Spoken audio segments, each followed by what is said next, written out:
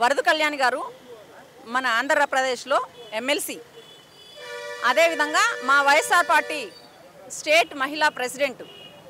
ఆ అమ్మాయి ఎక్కడ మాట్లాడినా కూడా స్వచ్ఛమైన తెలుగు, ఎక్కడే కానీ చిన్న భేదభావాలు లేకుండా, ఎక్కడ కానీ ఒక కాంట్రవర్సీ లేకుండా నీట్గా నెమ్మదిగా సబ్జెక్టు మాట్లాడుతుంది.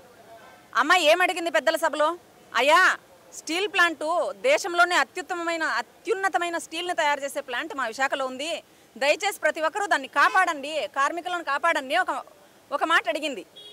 తర్వాత ఈ కాలేజెస్, మెడికల్ కాలేజెస్ అంటే పేద విద్యార్థులందరికీ విద్య అందుబాటులోకి వస్తుంది, అదేవిధంగా పేదవారందరికీ కూడా ఆ వైద్యం అందుబాటులోకి వస్తుంది అనే ఉద్దేశంతో ఈ మెడికల్ కాలేజెస్ అన్నీ కూడా ఒకసారి పెద్దలందరూ ఆలోచించి పునరుద్ధరించాలని చెప్పి అడిగింది.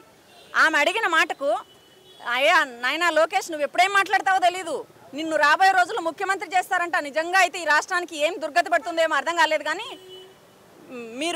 మీరు మాట్లాడిన భాష అది సభ్య సమాజంలో మనుషులు మాట్లాడేదా? ఆ రోజు మా అమ్మని మాట్లాడినారని ఏడుస్తున్నావే, నిజంగా ఏం మాట్లాడినారో ఒక్కసారి ఆ వీడియో బయట పెట్టు. మీ అమ్మని ఏం మాట్లాడినారయ్యా? మీకే కాదమ్మ, అందరికీ అమ్మలు ఉన్నారు. మీరు మాట్లాడే భాష, నోరు అదుపులో పెట్టుకోండి. అమ్మాయికి కనీసం అడిగిన క్వశ్చన్స్కి సమాధానం లేక ఎదురుదాడికి దిగుతున్నారు. ఒక వరద కళ్యాణ్ గారికే మాట్లాడితేనే ఎదురుదాడికి దిగుతున్నారే ఈ 11 మంది ఎమ్మెల్యేలు. నిజంగా జగన్మోహన్ రెడ్డి గారు సభకు వస్తే, అసెంబ్లీకి వస్తే మీరు నిలవగలుగుతారా? మీరు సమాధానం చెప్పగలుగుతారా? ఎదురుదాడికి దిగుతారు, ఎదురుదాడి చేస్తారు.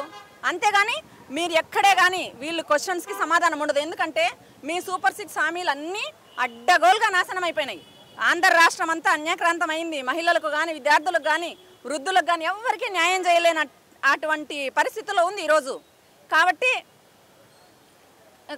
ఈరోజు మేము ఒకటే తెలియజేస్తున్నాం, మహిళల్ని గౌరవించండి, మహిళలకు గౌరవం ఇవ్వండి. తర్వాత మీరేమైనా మాట్లాడదురు. పెద్దల సభలో ఎంతో హుందాగా వ్యవహరించాల్సిన సభ, అట్లాంటి సభలో మీరు అటువంటి భాష వాడుతున్నారు అంటే మహిళల్ని మీరు ఎంత మాత్రం గౌరవిస్తున్నారో మరొక్కసారి ఆలోచించుకోమని చెప్పి లోకేష్ గారికి తెలియజేస్తున్నాం.